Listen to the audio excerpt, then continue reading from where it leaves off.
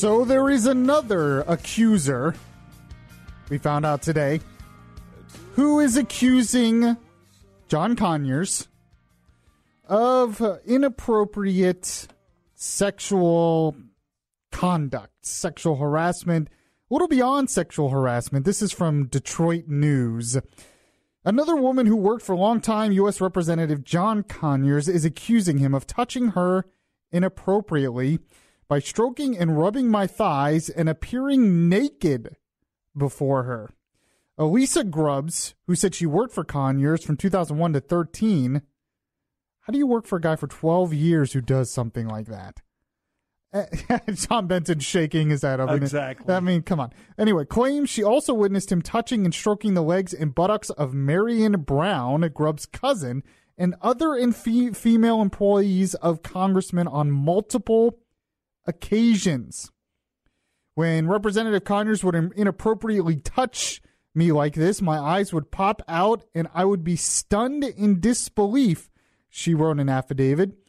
Conyers, the longest-serving member of the U.S. House, has repeatedly denied claims he mistreated staffers. But it's hard to deny it when they keep coming, and they're very specific, like this. This is Beyond Reason Radio. I am your host, Michael Yaffee, the voice of reason in a world that is beyond reason. And there is so much news today, so much I have to get to today. We're going to try to get to it all. There's stuff that I just knew I couldn't even cover today.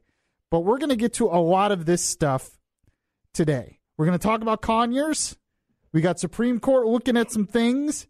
We have the debate over the tax bill. We have the latest on the investigation into Trump, Russia, and the whole thing with Flynn lying to the FBI. I have not been on the air since that broke, so you'll get to hear my comments on it. I know you've been waiting for 5 days or whatever for I haven't heard Yaffee's comments. I have to hear Yaffee's comments on it. So we are going to get into that and so much more. If you want to call, you can call 407-916-5400. You can also text to 23680. You can comment on Facebook Live as well, just like the Beyond Reason Radio Facebook page. And, of course, we have Mr. Tom Benson, as usual, producing for us tonight. How are you, Tom? I'm doing just fine. And that woman who made the latest accusation was working for Conyers from 2001 to 2013. 12 years. Mm-hmm. I hear that they don't want to lose their jobs. They feel bad. I don't know.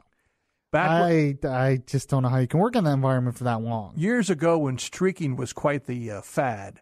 This goes back to the mid-'70s. Somebody streaked, believe it or not, somebody streaked when I was in high school at a pep rally. Is that right? So it doesn't, not just in the 70s, but go ahead. Well, it's like the police asking the woman who witnessed all this, ma'am, what did you see? Well, I saw this guy coming down and he had no clothes on. Well, do you think you could describe him and identify him? Well, I didn't see his face. On that note. Yes. On that note, let's hear the interview with John. So John Conyers made a little bit of an announcement today on the Mildred Gaddis show, a local radio show in Michigan. And this is what John Conyers announced today. I am retiring today. And I want everyone to know how much I appreciate the support, the incredible, undiminished support I've received across the years from my supporters, not only in my district, but across the country as well. So he announced today that he is retiring. He announced it actually from the hospital. He went into the hospital because of all the stress. Is he retiring as of today or sometime in the future, and he just announced it today? I haven't been able to see that clarified anywhere. That's a great question. It seems like he's retiring today, but you're right. He didn't seem to make that clear. Well, then he also put a plug in for what? One of his sons to take his place? Yes, he decided to endorse his son. What is this? Come on now. It's not a monarchy. It's a representative exactly. democracy. He endorsed his son, Ian Conyers, I believe. So there you go. And, he retired, and you think he took full responsibility for his actions, admitted he did wrong, saying he's retiring because he doesn't want to hurt anybody else or be a distraction. You think that's what he did today? Oh, I'm sure. Yes, he took the high road here. He said, I've done a lot of wrong things in my life, and these women, some of them, what they said is true, and I shouldn't have done it. And I take no. He actually still vehemently denies all of it. Of course. So I guess he's just retiring because, he should have retired anyways. He got first elected to the House in 1964. Mm-hmm. He should have retired 30 years ago. Yeah. But so he should be retiring anyway. But we all know why he's retiring. He's been called to resign by even members of his own party as of late. And you'd think he would have taken some responsibility for it. No, so I guess he's just acting like, it's just a coincidence. Yeah. It's just a coincidence that there's all these accusations come out and I'm retiring today. So there you go. Very interesting stuff. Not too surprising. Kind of saw it coming. Well, within his own mind, he's retiring with dignity. Well, he's retiring with dignity from the hospital because of stress, because everyone's coming out saying sexual harassment allegations against him. All right. So there is one point I want to make about this, though.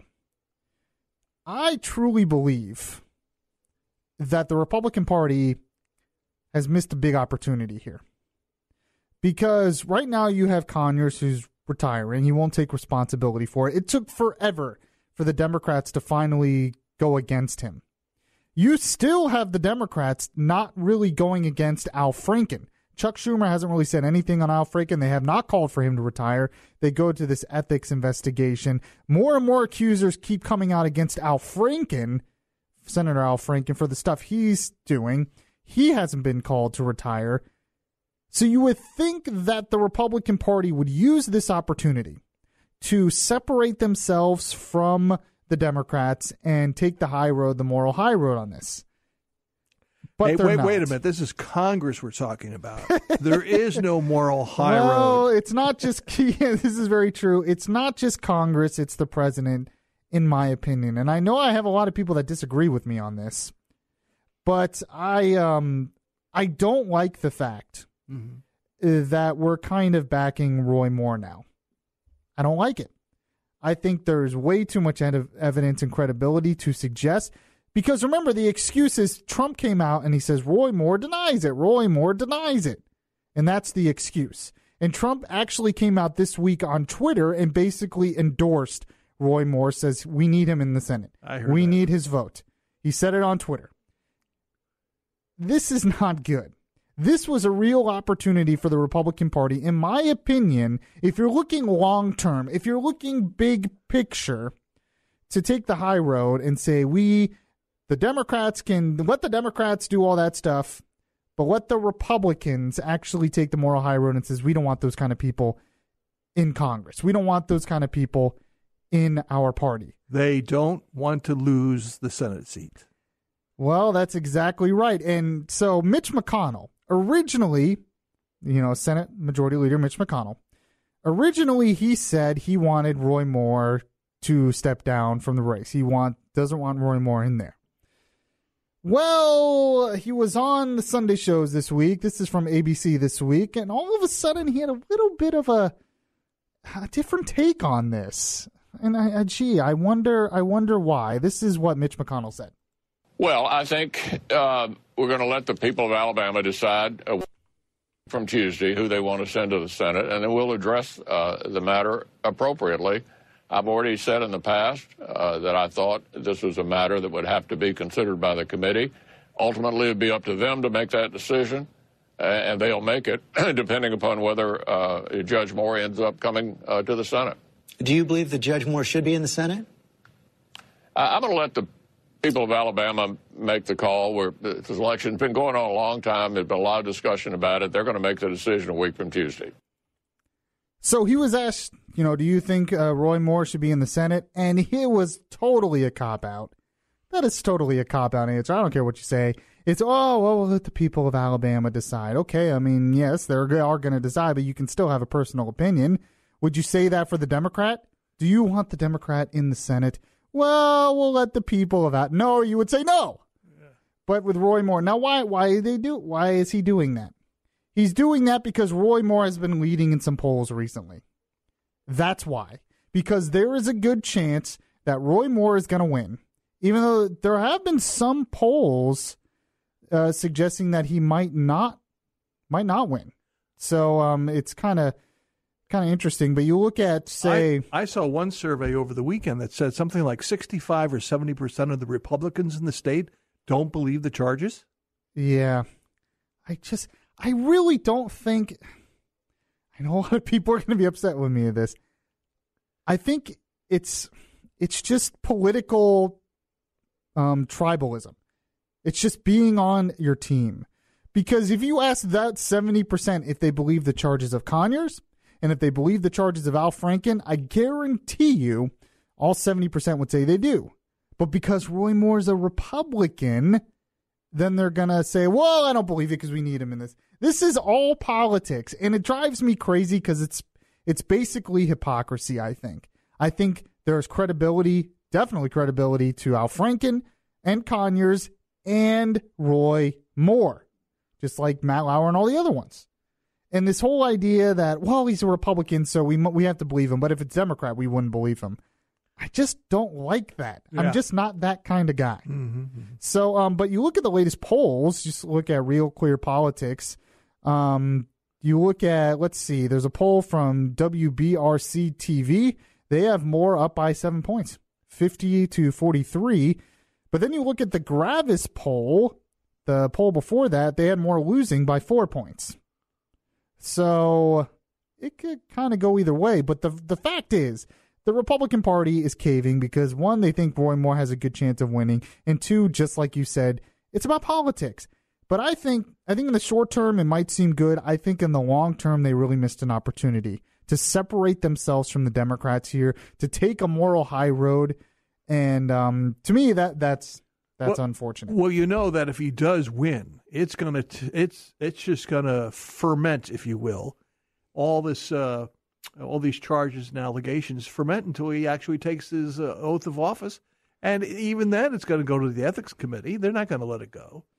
It may not go. They might let it go. It may not go anywhere once it gets there. Yeah. It'll be whitewashed in the committee somehow. I really think my personal opinion, you can disagree, 407-916-5400, text 23680. I think this is a disaster if he wins. I really do. All right, so we have the latest, and I haven't had a chance to really talk about it.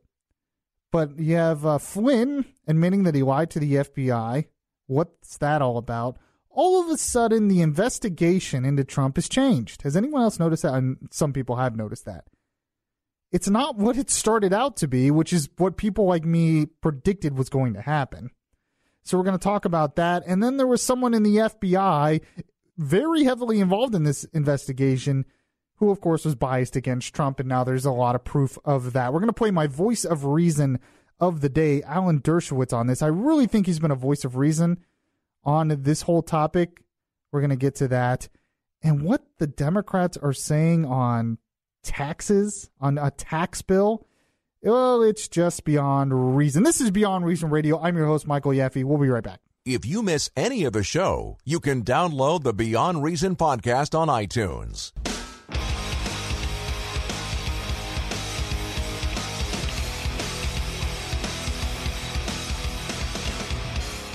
The voice of reason in a world that is beyond reason is back now. Yes, welcome back to the show, everyone. We have so much more we have to get to. I'm your host, Michael Yaffee. Don't forget, you can catch the podcast of the show anywhere the podcasts are available. It's on iTunes, it's on iHeartRadio, Spreaker, Stitcher, all of those, so you can get the full opportunity to listen to the whole show if you don't get that opportunity live. So that is there for you. It's also on Facebook as well. You can like the Beyond Reason Radio Facebook page. You can also send me a friend request on Facebook.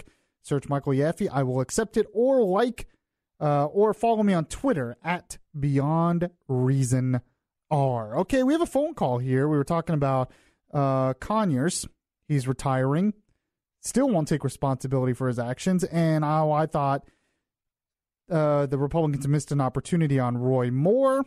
What's he call here? Let's go to Hector in Orlando. Hector, what's your take on all of this? Good evening. I like your program, by the way. I listen to you in the morning, though. Oh, thanks. I appreciate it. Yes. Being from Michigan, I'm familiar with John Conyers, and he's typical for Michigan politics, especially.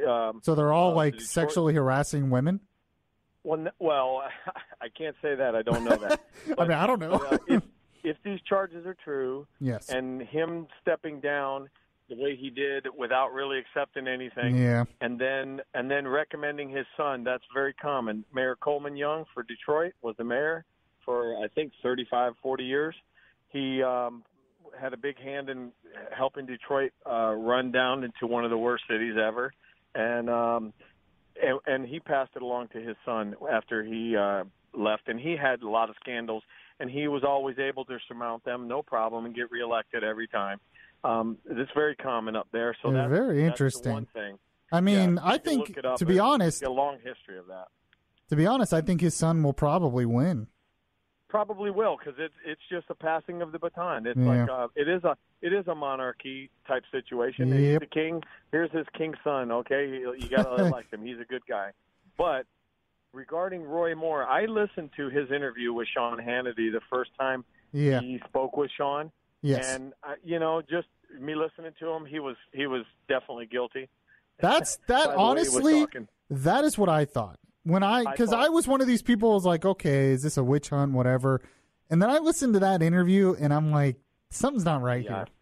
It was something's not right here. here. And I think if they'd have had him hooked up to a lie detector, it would have just said, liar, liar. It just definitely seemed like it.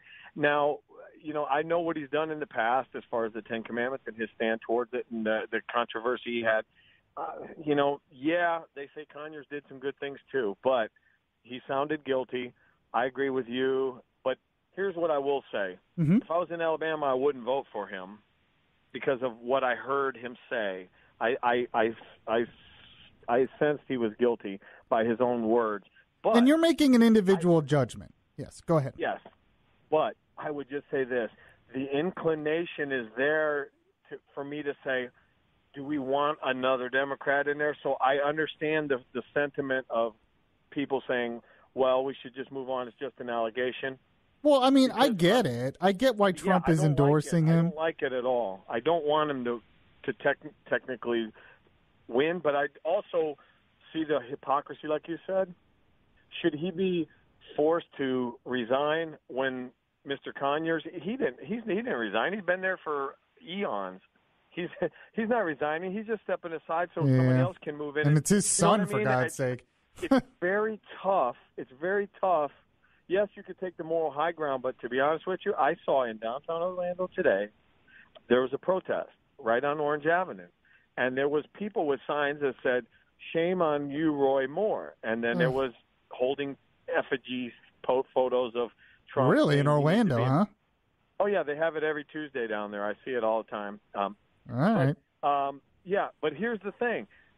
They were saying shame on you, and then they were holding signs saying resist and other things. And they had Donald Trump saying he deserves prison. But you notice nobody ever, for years, it's been quiet. You don't hear anything. If Hillary had won, you wouldn't hear this. And the thing is, of course they're not going to – they toe the line, the Democrat group, the liberal group. They toe the line and lockstep with each other in defense of each other, and then point the finger and say, shame on you. It's hypocrisy. Yeah. And can I tell you, Hector, and this is a great call. You're making great points. I hear the argument a lot that the Democrats do that, so that's why we have to do that, because they do that. And I just have a problem with that. I think there is a benefit of not being like them, of not going to their level. I agree. I'm just saying I know the inclination is there. Oh, I get it. Yeah. Well, they do it, and we need to stand together. But, there is a time, especially when a man says things and you can kind of hear it in his voice saying, he's not denying it, but he's not accepting it. Right.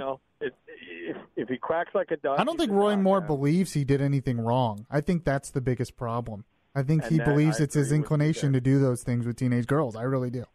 All right, I agree with you. But thank you. Your show's great. Hector, you have to tune in more than tonight now. I know you listen in the morning, so you have to pay attention when I announce when the show's going to be, and you have to listen to me every time now. I'll try, but I'll have to do it on the podcast because I'm never in my vehicle at this time. Well, are you on Facebook? No, I don't do any social media. It's too much negative. I can't handle it. Well, I actually understand that. All right. Well, yeah, check out the podcast on iTunes or wherever you can get podcasts. All right. Thanks, man. I appreciate it. Great call. So in the next segment, we're going to get into the Michael Flynn stuff and the latest with the Trump collusion, whatever you want to call it now. This is Beyond Reason Radio. I'm your host, Michael Yaffee. We'll be right back. If you heart Beyond Reason Radio, listen to the Beyond Reason Radio podcast on iHeartRadio. Just download the iHeartRadio app and search Beyond Reason Radio. This is Orlando's Smart Talk Radio. Beyond Reason Radio continues now. So Michael Flynn, National Security Advisor, former National Security Advisor, admits to lying to the FBI, and all hell breaks loose. Of course, the left says, aha, we got him. And then, of course, when Brian Ross from ABC came out and made that false report saying Trump told him to talk to the Russians during the campaign, and that was not right. Trump associates told him to talk to Russia during the transition, which is completely different. Mm-hmm. But all hell is broken loose. And when the story broke and I was reading up on it, this was my initial thought. And it's still my thought. There still is no evidence of collusion. This is not even about collusion right now. If you listen to what a lot of people in the media are talking about, what a lot of people on the left are talking about, they're no longer talking about Russian collusion because there isn't a lot of evidence of that. First, we don't even know what that looks like. There was no evidence really during the campaign that that there was collusion that would have helped Trump.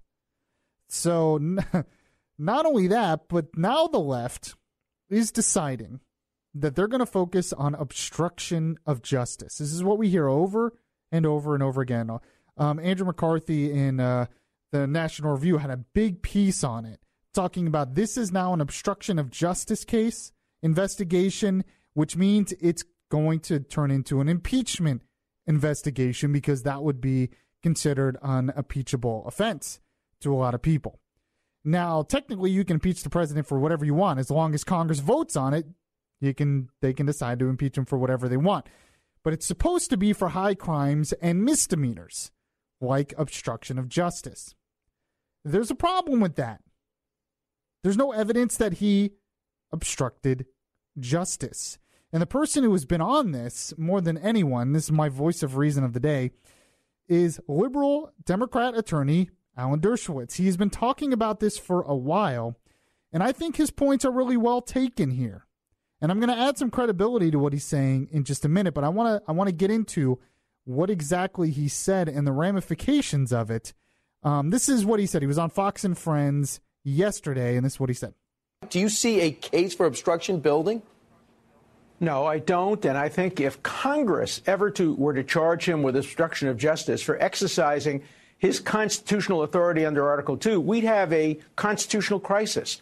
You cannot charge a president with obstruction of justice for exercising his constitutional power to fire Comey and his constitutional authority to tell the Justice Department who to investigate, who not to investigate. That's what Thomas Jefferson did. That's what Lincoln did. That's what Roosevelt did. We have precedents that clearly establish that. When George Bush, the first, pardoned Caspar Weinberger in order to end the investigation that would have led to him, nobody suggested obstruction of justice. For obstruction of justice by the president, you need clearly illegal acts. With Nixon, hush money paid, telling people to lie, destroying evidence. Even with Clinton, they said that he tried to influence potential witnesses not to tell the truth. But there's never been a case in history where a president has been charged with obstruction of justice from merely exercising his constitutional authority. That would cause a constitutional crisis in the United States, and I hope Mueller doesn't do that. And Senator Feinstein simply doesn't know what she's talking about when she says it's obstruction of justice to do what a president is completely authorized to do under the Constitution. So let me get specific. For example, going up to the chairman of the Senate Intelligence Committee and saying to Senator Burr, hey, guys, can you... I just saw him before he makes his second point. I just wanted to go over what he said there. It's very important. For one, he's not saying that a president cannot obstruct justice. He's saying it is possible for a president to obstruct justice. But in order for him to have obstructed justice, he would have had to have done something that was blatantly illegal. Told somebody to lie, paid off some hush money. Destroyed documents, stuff like that. There's no evidence of that here. Have an 18-minute gap in a tape recorder. Thank you, President Nixon. Yeah. There's no evidence of that here. He fired Comey. He has the legal right to do that. He makes the point, he could pardon Flynn. I think he's going to make that point in a second. He has the total right to do that. He hasn't done anything illegal. So to say it's obstruction of justice, it's not. And some are using the Logan Act. From everything I've read, the Logan Act hasn't been used in like 100 years. And some say it's unconstitutional. And if they say it was the Logan Act, it would be kind of a stretch here to use that against Trump and his administration. There is a point, well, before I get into this, I want to continue with what Alan Dershowitz said here, talking about why Trump cannot obstruct justice and where this leads to. Here it is. You're right. Can you wrap this up? Where are you at with this committee? Can you wrap this up quick? Is that obstruction?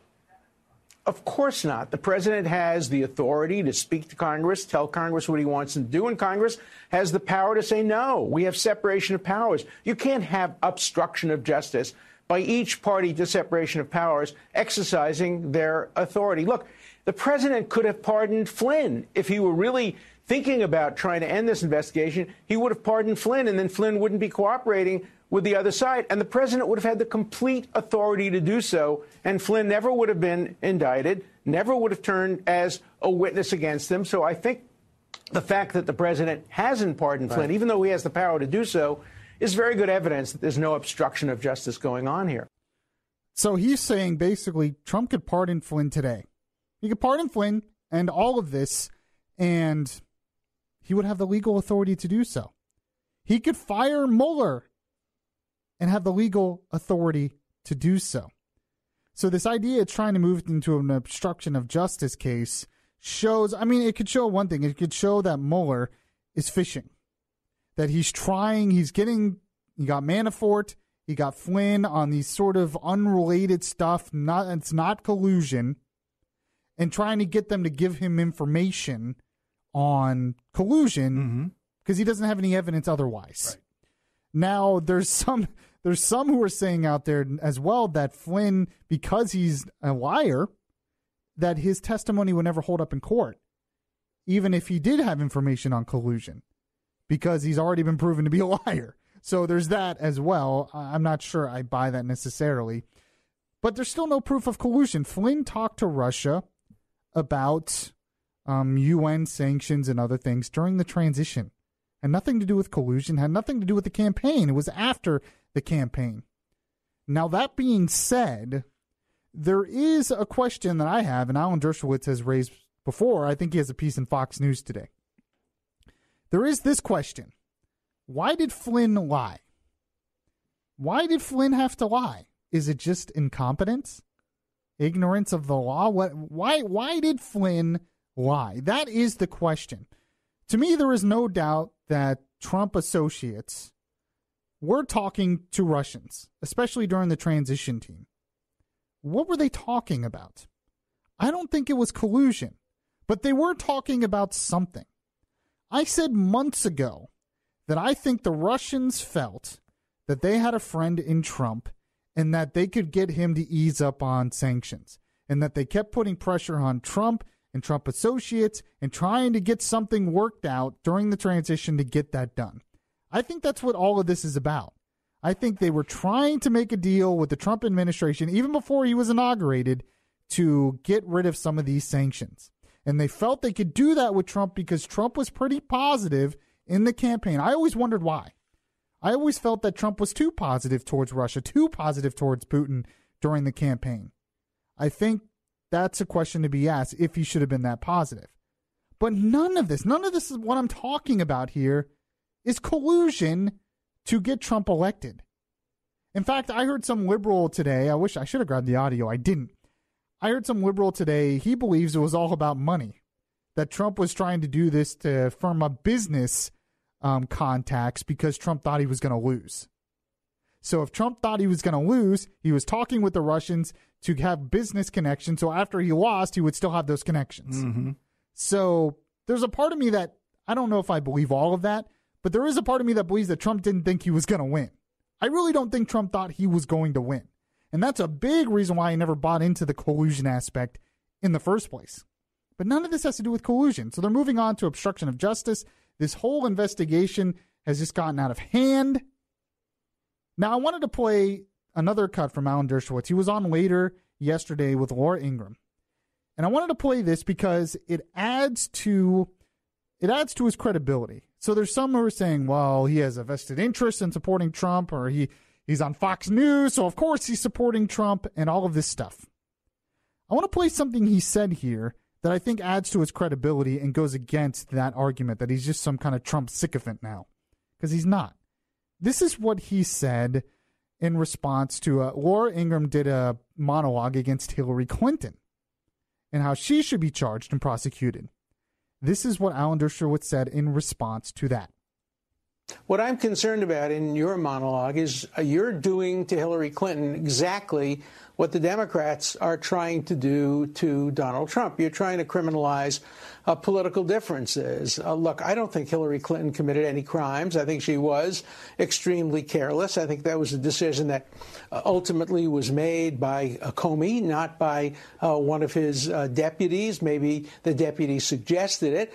But I think we have to stop criminalizing political differences on both sides. Hillary Clinton shouldn't be locked up. Donald Trump shouldn't be prosecuted for any crimes. If you don't like what they did, don't vote for them. No, I get that point, Professor. But so he's basically saying there that he believes that Hillary Clinton didn't commit any crimes either.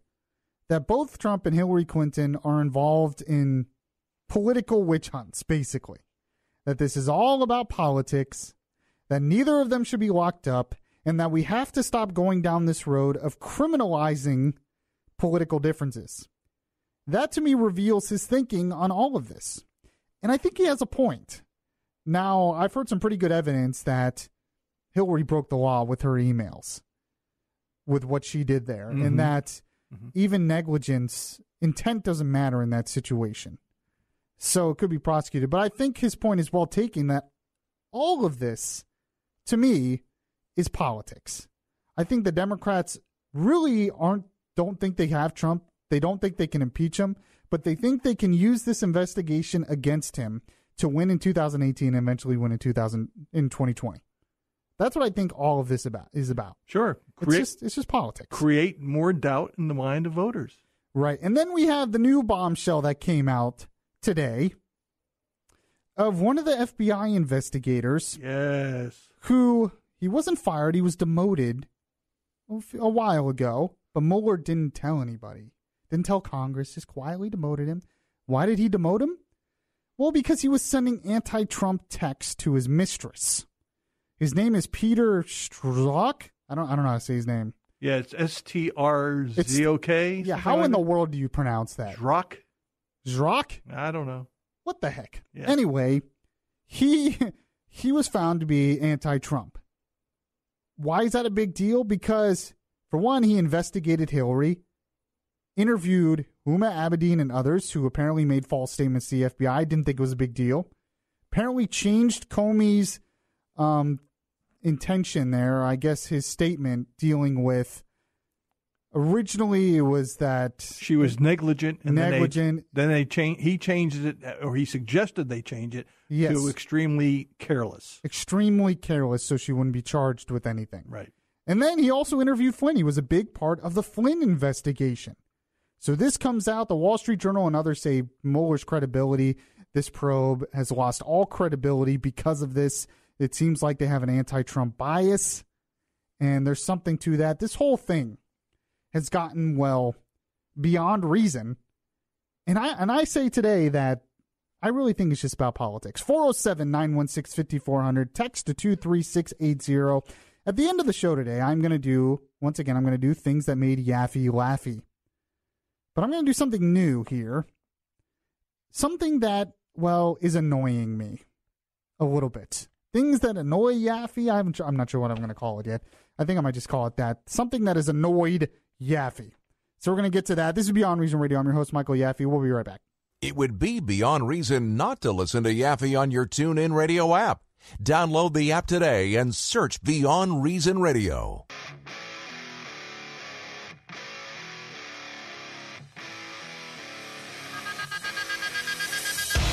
The conscience in your ear telling you the difference between right and wrong. Yaffee is back on the air. So I predicted this, Tom Benson, but I'm having some people on the text line and some people on Facebook and other places not happy with me because of what I said about Roy Moore. Yeah. That I think the Republicans should not support Roy Moore. I think we had an opportunity to take a moral high ground to separate ourselves from the Democrats. And the other argument is one I've heard before. It's what I hear all the time. It's what I hear in presidential elections a lot. You have to have the Republican office. You got to pass bills. You need them in office to win, to pass those bills. We have to get the Republican in there. So there we go. We have to decide where the line is then. I mean, what if he murdered somebody?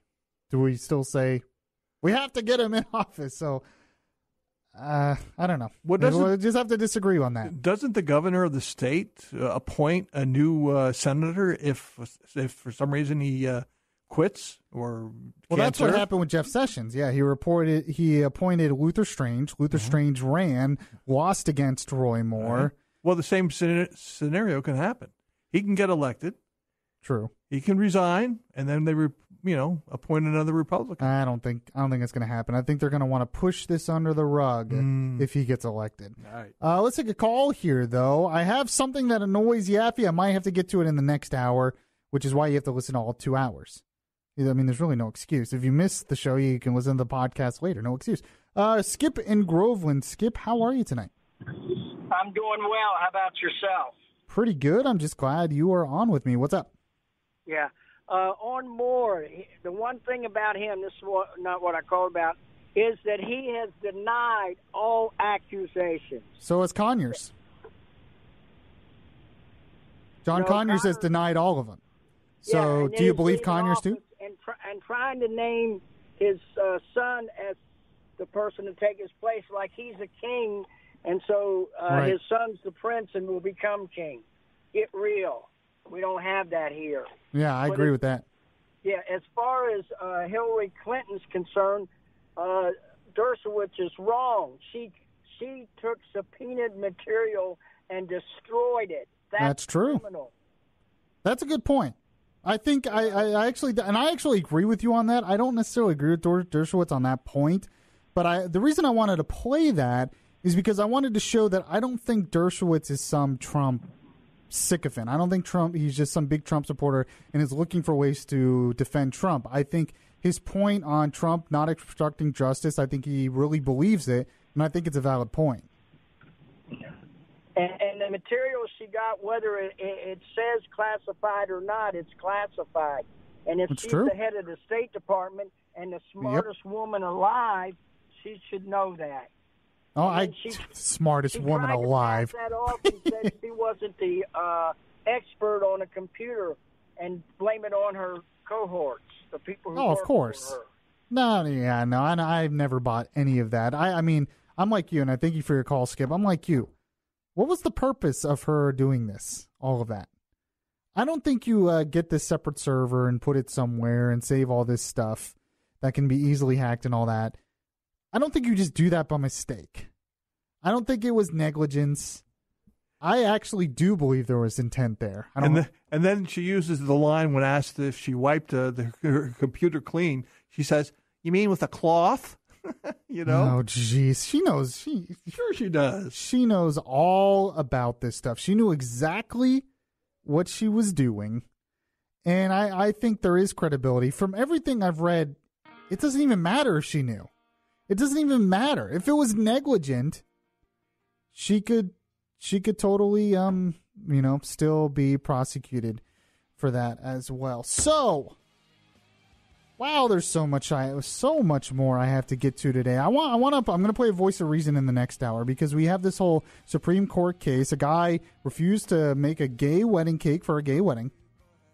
And people thought he should be forced to do that. So it ended up going to the Supreme Court. It's been an issue for a while. I'll give you my take on it, and I have a voice of reason on that. The Supreme Court heard arguments this week. So we'll see. It seems all the reports I'm reading right now, they seem kind of split on it. Not too surprising. That means Justice Kennedy is going to probably be the deciding vote. They're not really sure where he's going to vote. It's kind of up in the air. He could go either way on that. I'm pretty libertarian when it comes to this stuff, so I'll flesh that out more. And the way the Democrats are reacting to the tax bill is, well, just beyond reason. So we're going to get to that in the next hour, and I have things that made Yaffee laughy and things that annoyed me. This is Beyond Reason Radio. We have one more hour to go. You have to stay with me, and I'll be right back.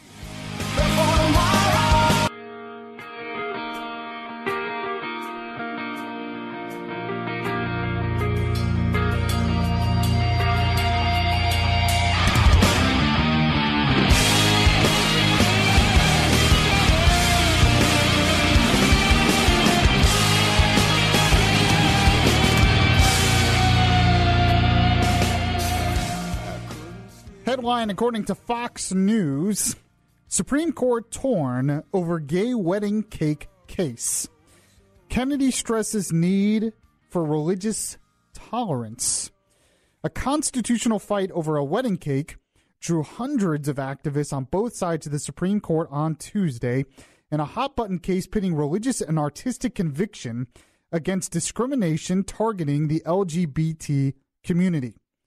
The justices heard nearly 90 minutes of spirited oral arguments, appearing equally divided along ideological lines over perhaps the most closely watched appeal so far this term, whether applying Colorado's public accommodations law to compel a local baker to create commercial expression violates a business owner's constitutionally protected Christian beliefs about marriage. Now, this all started when Charlie Craig and David Mullins of Denver, they visited the Masterpiece Cake Shop in July 2012 to buy a custom-made wedding cake. Owner Jack Phillips abruptly refused his services when told it was for a same-sex couple. A state civil rights commission sanctioned Phillips after a formal complaint from the gay couple. Legal questions over compelled speech, expressive content, and societal tolerance placed the 9-member bench squarely in the middle of a culture war debate, competing claims involving religion and gay rights. So this is the big case today. And, by the way, this is Beyond Reason Radio. I'm your host, Michael Yaffee, the voice of reason in a world that is beyond reason. We are on until 10 p.m. tonight, right here on News Radio 102.5 WFLA. We also, the podcast will be available for you later. So you can catch the full 2 hours, and that's available anywhere podcasts are available. We're on Facebook Live as well. Just like the Beyond Reason Radio Facebook page. You can follow me on Twitter at Beyond Reason. Or if you have any comments, you can call 407-916-5400 or text to 23680. And we have Tom Benson once again. So, Tom, what do you think how do you think the Supreme Court will rule on this case? Well, if you're in a state with public accommodation laws, can you get away with using the sign, no shirt, no shoes, no service? I guess they would say you can, but they would say that's not discrimination. Oh, okay. That's what, public health benefit? I don't know. I don't know. I mean, you actually bring up a really good point. This is kind of the problem with going down that road. I think the Supreme Court's going to rule that he has to bake the cake. Really? Mm-hmm. They're going to go against him. It seems like they're split. From everything I'm reading, Politico had a piece on it too. And Kennedy, as usual, Justice Kennedy is probably going to be the deciding vote. Now, Justice Kennedy apparently was asking some pretty tough questions, and so they're not exactly sure where he's going to land on this. He said this. He said this is one of his questions today. Mm-hmm. He said, if you prevail, could the baker put up a sign in his window, "We do not bake cakes for gay weddings"?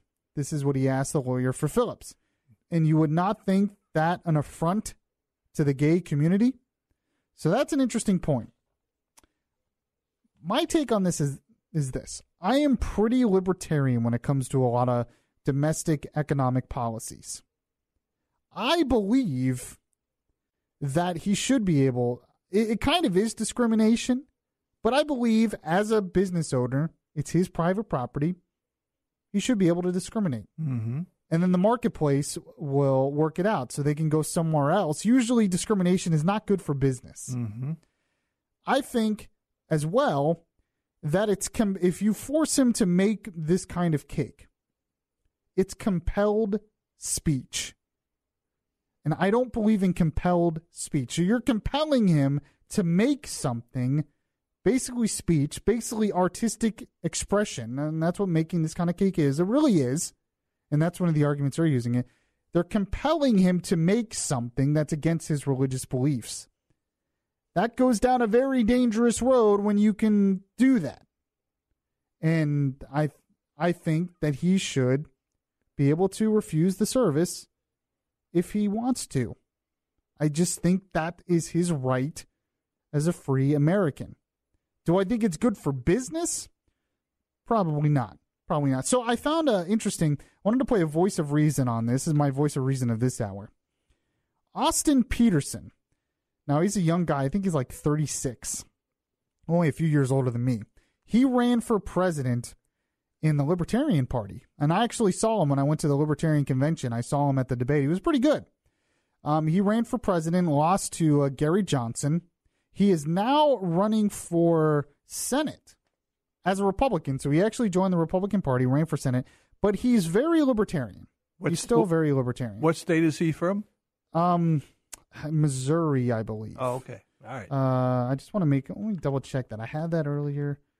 Peterson for Senate. The show me state. Yeah, Missouri. Yep, okay. I was right. So yeah, he's running for Senate of Missouri.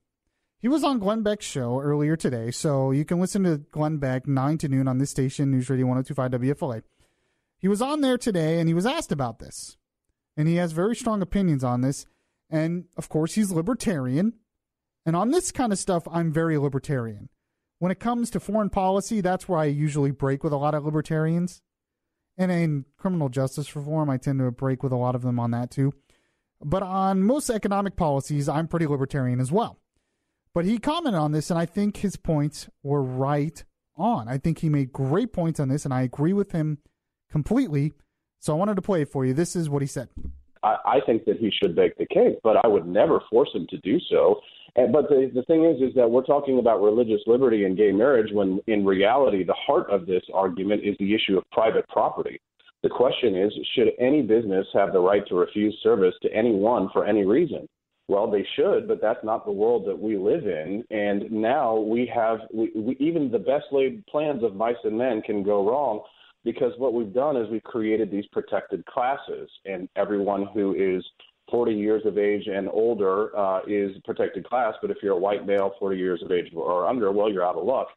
So I think that the problem is that now we're going to get into the question of whether or not the gay marriage question is under threat. I think it's not. Justice Kennedy is going to be, I think, the crux of this, and the decision is going to come down to him. He did vote for Obergefell, but he's also found an expansive definition of free speech and religious liberty, which I think this clearly falls under. No one should be forced to bake the cake, and that's why I asked Gary Johnson last year, should you force a Jewish baker to bake a cake for a Nazi wedding? Well, of course, nobody believed that except for Governor Gary Johnson for some reason. I mean, even Hillary Clinton and Bernie Sanders didn't believe that, because most people don't understand where these laws came from, and that's the real problem, is the sort of historical illiteracy that we have in the United States. Okay, so he makes really a lot of great points there. And some of them they're not popular. because people think it's the role of government to force the businesses to do that, to legislate morality, really, in a lot of cases. And he makes that point. I think he made that point later on. I don't have the audio. But that they think it's up to the government to legislate morality, to legislate us to do good things.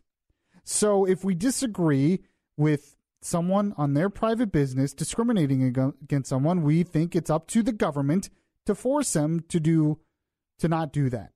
Now, obviously, a lot of this started with the civil rights stuff, which was all based on good intentions. I totally understand it.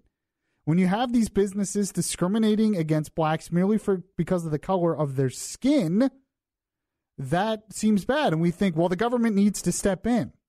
But really, the government didn't need to step in. A lot of those businesses were forced to discriminate by the local governments there.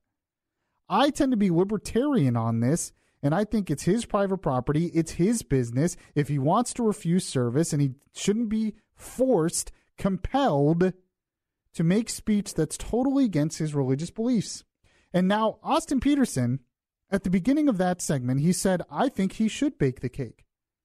He's libertarian. He's a secularist. He admitted that. He's not, a religious guy. But he believes that he should bake the cake. But he also believes that nobody should force him to do it. But we believe this is all about the government's role. Now, he also made a great example at the end of that, which I completely agree with. Turn it around. If you have a Jewish bakery, should that Jewish bakery, say one of these radical Nazi guys comes in, wants them to make some kind of Nazi celebration cake, should the Jewish bakery be forced to do that? That would be compelled speech for that. Nobody would think so. I don't really know. He said Gary Johnson did, but I don't know anyone who would think that's a good idea. I don't even know any business that would want to do that, and most people would not have a problem with it. Well, it's the same thing. It really is. It's compelled speech. And if you don't like what the baker is doing by not baking the cake, well, you have Yelp to go against him. You have other businesses that can compete and use that to compete against them. You have PR. You have all these other things if you don't like what it's doing. That's how the market is supposed to work. But a lot of people don't believe in the market. Not only that, but they want to push their agenda. And their agenda is to be included everywhere in everything. Oh, of course. Well, and I think, frankly, a lot of their agenda is anti-Christian. Mm-hmm. Because the fact is the Bible is against homosexuality. And they realize that to have all of the country support homosexuality, they have to go against Christianity. And I think that's, not everyone who's homosexual. I don't think everyone who's homosexual believes that. And I'm not saying that. But those who are part of a lot of these interest groups, mm-hmm. I think that is part of their agenda. Mm-hmm. I really do. Because they disagree. So instead of a world where you can just, oh man, I don't like this business, I don't like what they're doing, I'm going to talk about them on Facebook so they don't get enough business. No, they have to go to the courts and get the state involved and the state to compel that business to make this cake. And I disagree with that. And I agree with Austin Peterson on that. What do you think out there? You can call 407-916-5400. You can text to 23680. Do you think the Supreme Court will rule in favor of the bakery owner or in favor of the gay rights activists? And do you think they should? 407-916-5400, text to 23680. So you want to talk about something that is definitely beyond reason. The way that some Democrats and some on the left are reacting to this tax bill is most certainly beyond reason, and I'll give you some examples. This is Beyond Reason Radio. I'm your host, Michael Yaffee. We'll be right back. Listen to the latest episodes of Beyond Reason. Download the podcast at Spreaker.com.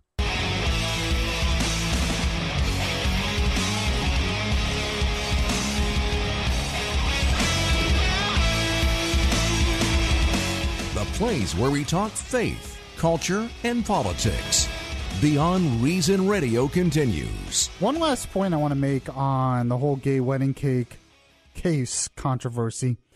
Just so you know, the bakery, the guy who owned the bakery, he was willing to sell them a cake. He was not willing to decorate it for a gay wedding, which goes back to the compelled speech argument. So he was willing to sell them a pastry as individuals. He just was against the gay wedding part and was not willing to decorate it specifically for a gay wedding. You know, to have two men at the top of the cake or whatever.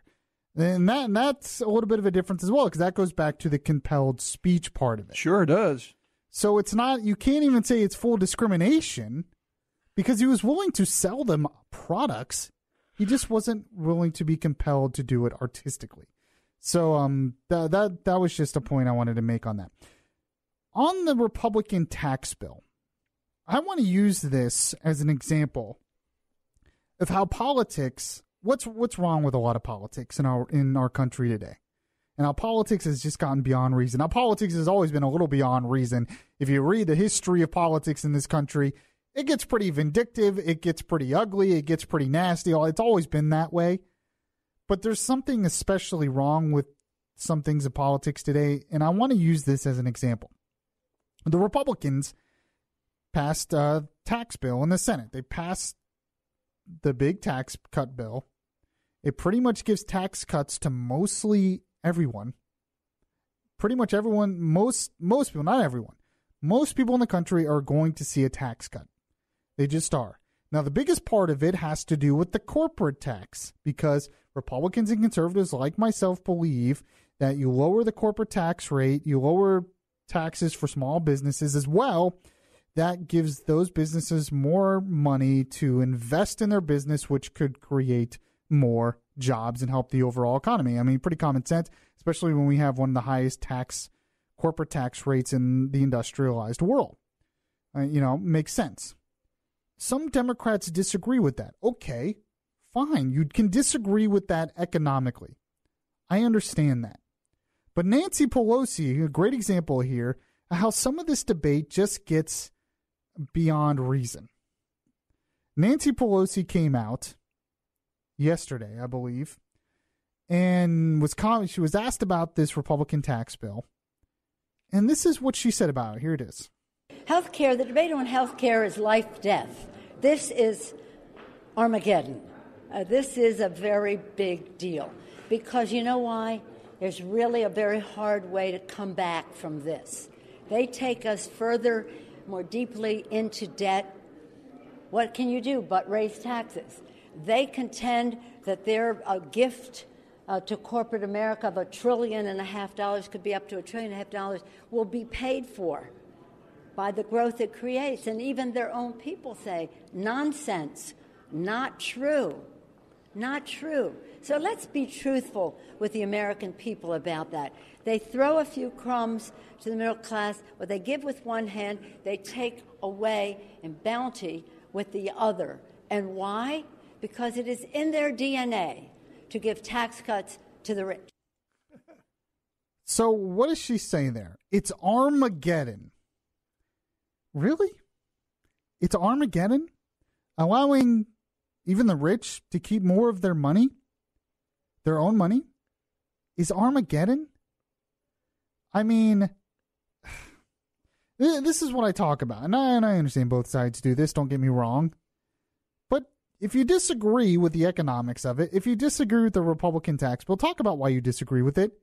But to come out and say it's Armageddon, which means it's the end of the world, it's the end of America, I mean, it's ridiculous. She's preaching to the choir, and the choir is interested in class warfare and identity politics. Well, and I get all that. And yes, they're totally, because they believe that the money is better handled in the hands of the state. Right. That's what they believe. It's a fundamental belief in the role of government. It's the role of government to take this money because they can use it to help the poor, and the government's much better at helping the poor and the middle class than, say, businesses in the private sector. It's a fundamental difference in philosophy. It's a fundamental difference in belief. That's why I talk about the role of government over and over again on this show. But can't we just come to a point where I see people on my Facebook who are Democrats. They'll say, I hate Republicans. I hate what they're doing. I hate them. And Republicans do the same thing. I hate Democrats. And I'm thinking, there's some Democrats that I don't hate. I disagree with them on policy.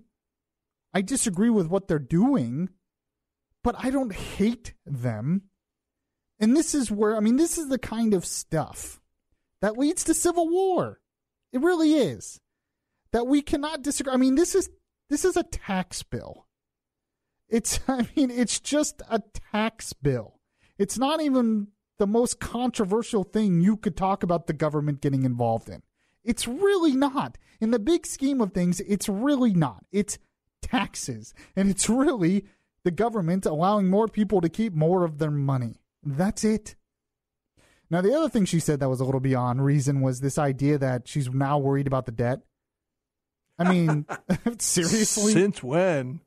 The fact is, what causes debt is government spending.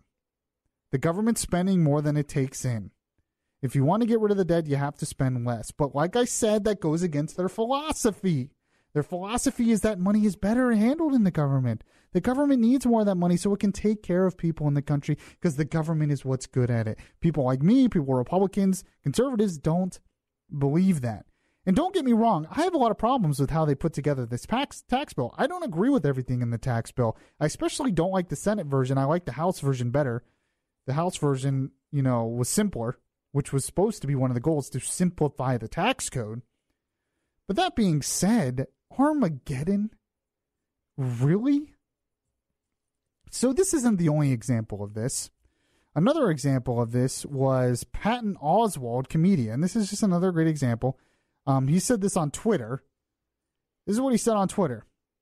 Is there any going back after this tax bill scam to America? This is a comedian, by the way. Does it matter now if Trump is impeached? There's no America now. Not the one we knew. Sorry, feeling real despair this morning.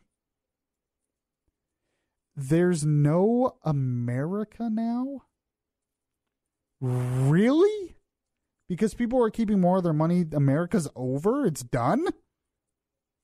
He believes that. This is what I'm talking about here. How are we ever gonna, not head towards civil war in this country? When people say stuff like that, America, I feel despair because of a tax bill of all things? By the way, Patton, I know you make a lot of money. I'm sure he makes millions of dollars. The IRS, as far as I know, they take check, credit, and cash. In other words, your taxes are the minimum. If you want to give more, go ahead and do it. If you really believe that it's the government's job to have all this money, give them more of your money. And then encourage your Hollywood buddies to do the same thing, all your rich Hollywood buddies. And then encourage your leftist business owners or leftist CEOs. Tell them to give more money. Do it. They never do that because it's not about that. It's about restructuring the economy for their leftist agenda. Now, there's another person, and this is pretty interesting because this is actually someone who used to be a Republican policy advisor.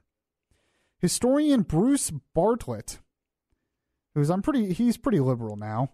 He was on the Joy Reid show on MSNBC. And this is just another example of how you can't have real discussions about policy anymore in this country.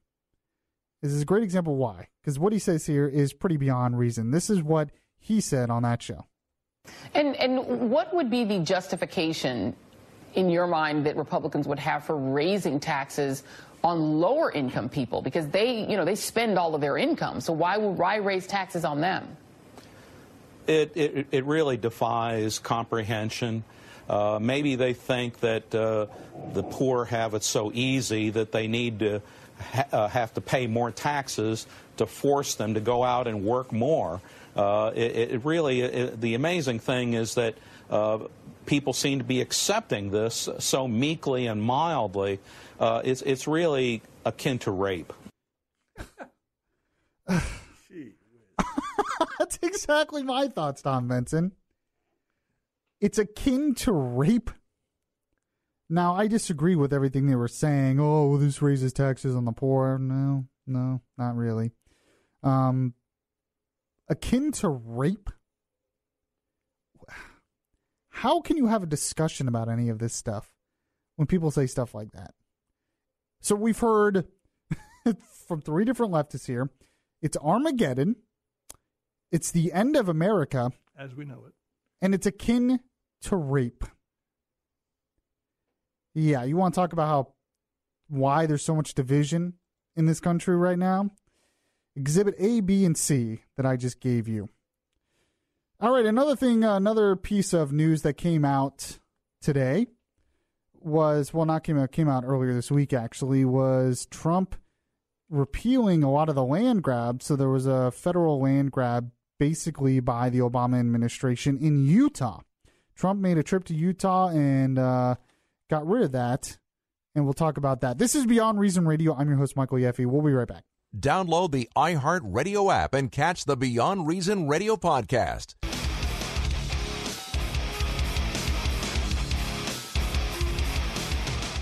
Your safe space for conservative thought, not for political correctness. Yaffee is back right now. This, according to the New York Times, Salt Lake City. Reporting in Salt Lake City, President Trump sharply reduced the size of 2 national monuments in Utah on Monday by some 2 million acres, the largest rollback of federal land protection in the nation's history. The administration shrank Bears Ears National Monument, a sprawling region of red rock canyons, by 85%, and cut another monument, Grand Staircase, to about half its current size. The move, a reversal of protections put in place by Democratic predecessors, comes as the administration pushes for fewer restriction and more development on public lands. This is Beyond Reason Radio. I am back, your host, Michael Yaffee, Orlando's Smart Talk Radio. I wanted to talk a little bit about this because it got a little bit of attention. I remember when Obama, it was near the end of his term, he all of a sudden did a press release saying he was going to make all this land in Utah federally protected land under the Antiquities Act. Mm-hmm. Millions of acres of land. And a lot of people in Utah, a lot of the representatives, but a lot of people as well, were pretty upset at it. I mean, they were thinking, we don't know how to handle our own land? And this idea, and, it doesn't mean that they are going to start building skyscrapers there or something. Most of it, they wanted to be able to use it for cattle grazing and hunting and camping and stuff. And, they can't do any of that stuff when you do this with these federally protected lands. And I think a lot of it was massive federal overreach by Obama and others. And really a breach of an abuse of the Antiquities Act. It's not really what the Antiquities Act was for, but they keep doing it to take more and more land. Now, I wanted to play, Trump made the announcement when he was talking in Utah. He visited Utah earlier this week, was talking to a crowd there, and this is what he said about it. As many of you know, past administrations have severely abused the purpose, spirit, and intent of a century-old law known as the Antiquities Act. This law requires that only the smallest necessary area be set aside for special protection as national monuments. Unfortunately, previous administrations have ignored the standard and used the law to lock up hundreds of millions of acres of land and water under strict government control. These abuses of the Antiquities Act give enormous power to faraway bureaucrats at the expense of the people who actually live here, work here, and make this place their home. This is where they raise their children.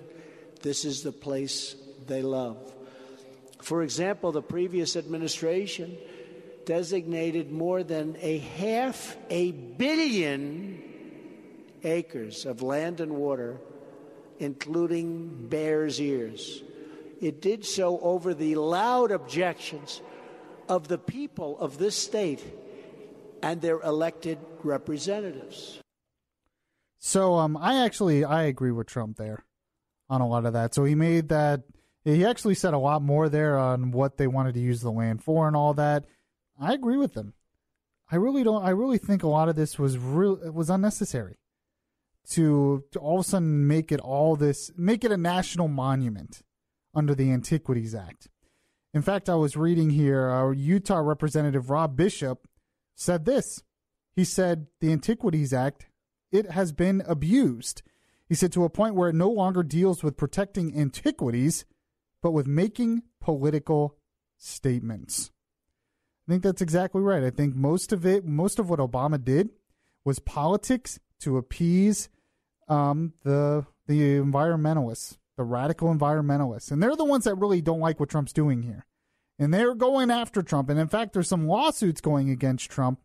Now, the lawsuits, from what I understand, it's going to be hard to win a lawsuit against Trump on this because a president seems to have a lot of power in this regard because a president was the one who made it protected monument.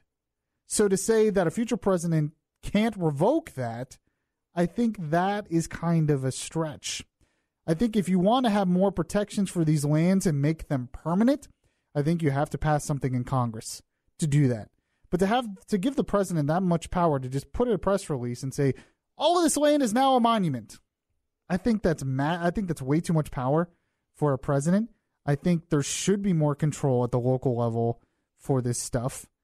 And I also wanted to play a representative. He's former Utah representative Jason Chaffetz.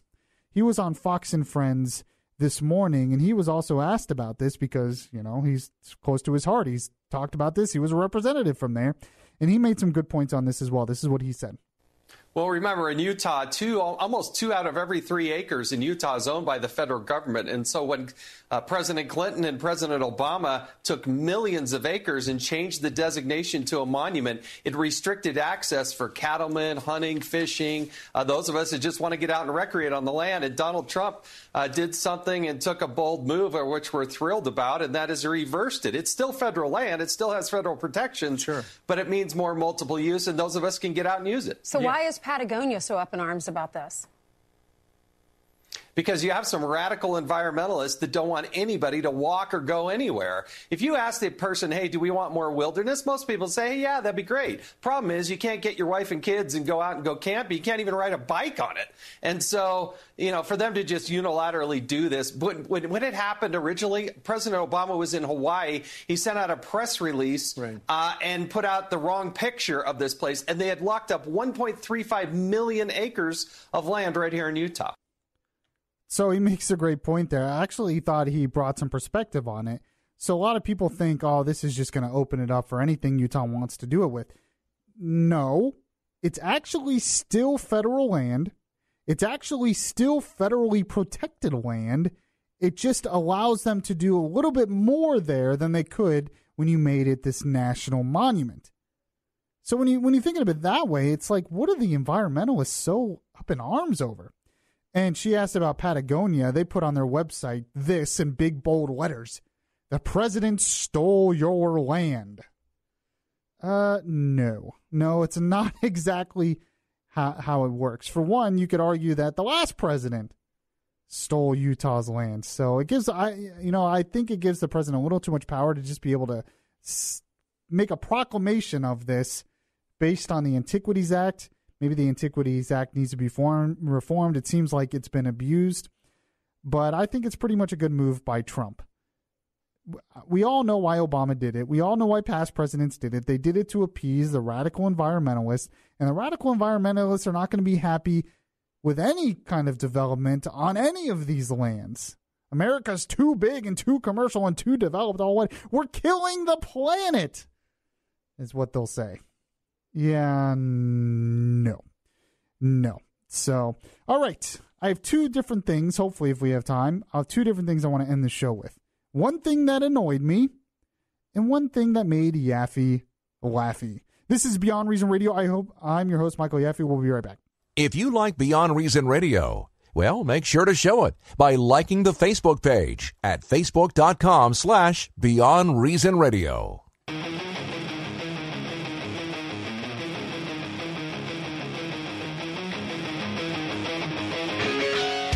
Your voice of truth in a world of fake news.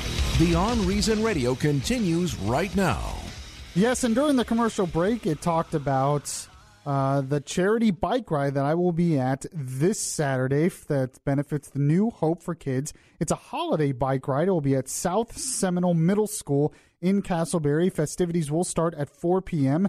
There will be a bike decorating contest, and I will be a judge there. So you'll definitely want to join me. I am bringing my bike, although Tom Benson tells me it's supposed to be pretty cold. In the 50s, I hear. In the 50s. So a lot of you will like that, actually. It won't be too hot. You won't be sweating too much. That's right. So I'm kind of a wimp when it comes to the cold. But I will be there, and I'll be riding my bike as well. So come out and support a good cause. So I wanted to start this segment here with something that's kind of annoying me. And you wouldn't think it would, but it does. There's a new movie coming out next year that's a sequel to the Jurassic World movie with Christopher Pratt, which I liked. It was pretty good. I mean, it wasn't nearly as good as the original Jurassic Park. And I had some problems with it, but it was pretty good for the most part. But they're coming out with the sequel to that called Jurassic World Fallen Kingdom. And Chris Pratt will be in it. And Jeff Goldblum is actually going to be in it, which is pretty interesting. So on the Jurassic World Facebook page and on their YouTube and other stuff, they released a couple of videos. Okay, here is the audio I have of the first video they released this week. Run! Run!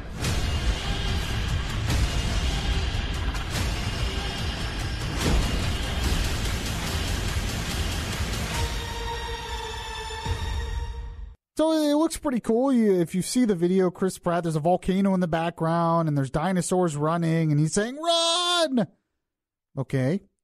They released another video this week, yesterday, I believe, and here's the audio of that.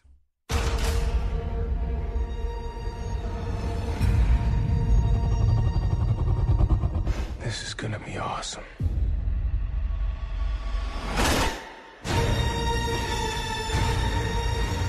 Okay, so just paint the visual here. Chris Pratt opens like a truck, the back of a semi-truck in the cargo, and the T-Rex is laying down in it, like asleep, and maybe he's drugged or something. And he says, this is going to be awesome. And who knows what he's going to do with the T-Rex. I mean, in the Jurassic World movie, he was training raptors, so maybe he'll train the T-Rex. That'd be something else. Okay, so the videos are pretty cool or whatever. And you're like, so what annoys you about this? You know what those videos are? You know what they are? They are trailers for trailers. I kid you not. So that first audio I played is a video. Mm-hmm. It's like 5 seconds or whatever. And at the end of it, it says Trailer Thursday. Mm. And this second video comes out, and you see a little bit, and it says Trailer Thursday. So it's a tease. It's a tease for a trailer. It's a tease. I mean, a trailer is basically a tease for a movie. Sure. It's a trailer for a trailer. Mm-hmm. Mm-hmm. I don't know if I like this idea. I don't know what kind of world we live in. I don't know if I like the idea. It's called hype. I know what it is, but we're really at a point where we have trailers for trailers. So we have to hype up, not only we hype up the movie, but we have to hype up the trailer so much that we have a trailer for a trailer. Now, technically there was two of them. So was the first one a trailer for the trailer for the trailer? Do we have a tease for a trailer for a tease for a trailer? Where does all this lead? It's madness, I tell you. It's madness. I don't know if I like it. Just release the trailer. Release the full trailer so I can get hyped up. Maybe that. I'm probably just upset because I want to see the trailer. You know what this deserves? It's working. You know what this deserves? What's that? It deserves your violin. It does.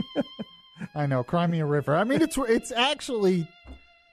It's smart marketing, honestly, because it's working. Because I really will wait for the trailer to come out Thursday and watch it. And I'm sure they post the trailer on YouTube, and who knows, maybe they put an ad on the YouTube video so they make money off the trailer. Mm-hmm. Mm-hmm. So I don't know, but I'm just like, honestly though, it looks kind of cool. The movie looks, just from the 2 little 5-second teases, it looks like it might actually be a decent movie. So that's something that annoyed me. And of course we have to end the show with things that make Yaffee laughy.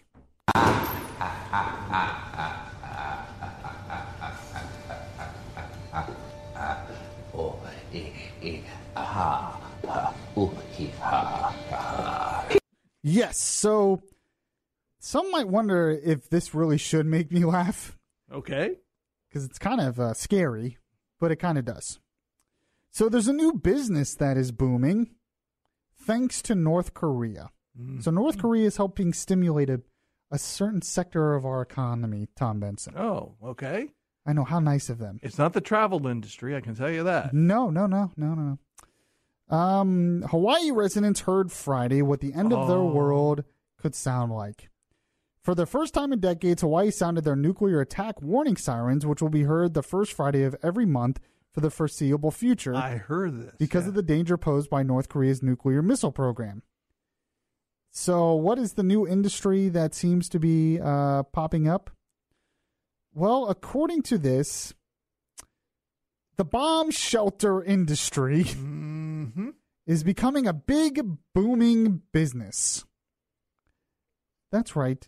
In 2017, almost 2018, the bomb shelter industry is a booming business in America.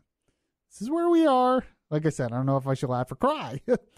Flaming rhetorical exchanges between Pyongyang and Washington, D.C. have the world on alert, especially the Pacific Rim, according to Gary Lynch, general manager of Rising S Company.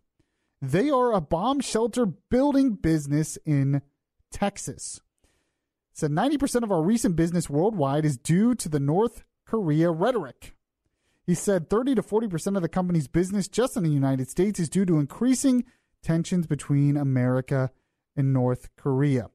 Lynch said many people born in the 1950s remember being herded into their elementary school hallways one day and told to hide under their desks the next. Lynch said the North Korean missile launches have brought those Cold War fears back to the generation and installed a new awareness among younger people. That's right. I kid you not. I kind of want to get into this business. We have a Beyond Reason bomb shelter. What would be in the Beyond Reason bomb shelter? I don't know. I'd have to think about that for a while. All right.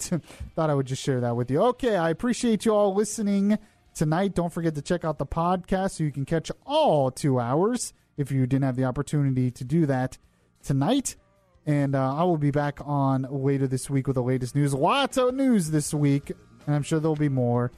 And this is the best place to get a voice of reason through it all. I am your voice of reason, Michael Yaffee, and I'll catch you guys next time.